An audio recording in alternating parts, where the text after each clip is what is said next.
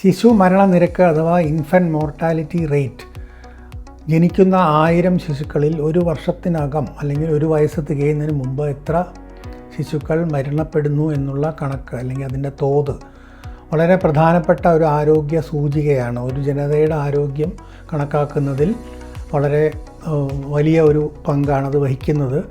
ശിശു മരണനിരക്ക് കുറയും തോറും ജനതയുടെ ആരോഗ്യം വർദ്ധിക്കുന്നു എന്നാണ് നമ്മൾ സങ്കല്പിക്കുന്നത്. കേരളത്തിൻ്റെ ശിശു മരണനിരക്ക് 5 കുറഞ്ഞിരിക്കുന്നു എന്ന് അടുത്ത കാലത്തുള്ള റിപ്പോർട്ടുകൾ കാണിക്കുന്നു. ഇത് വളരെ കുറഞ്ഞ നിരക്കാണ്. പല വ്യാവസായിക രാഷ്ട്രങ്ങളെ വച്ച് നോക്കുമ്പോഴും ഇത് നല്ല ഒരു നിരക്കാണ്. നമുക്ക് ആ ഒരു നേട്ടത്തിൽ അഭിമാനിക്കാം.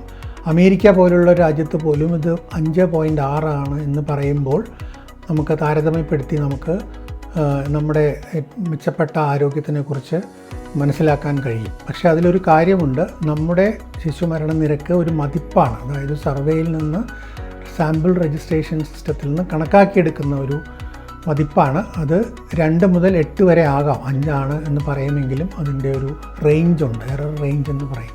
അതേസമയത്ത് അമേരിക്കയുടെ കണക്ക് കൃത്യമായി എല്ലാ മരണങ്ങളെയും ശിശുമരണങ്ങളെയും ഉൾപ്പെടുത്തിയിട്ടുള്ള ഒരു കണക്കാണ്. ഈ വ്യത്യാസം നമ്മൾ മറക്കാൻ പാടില്ല.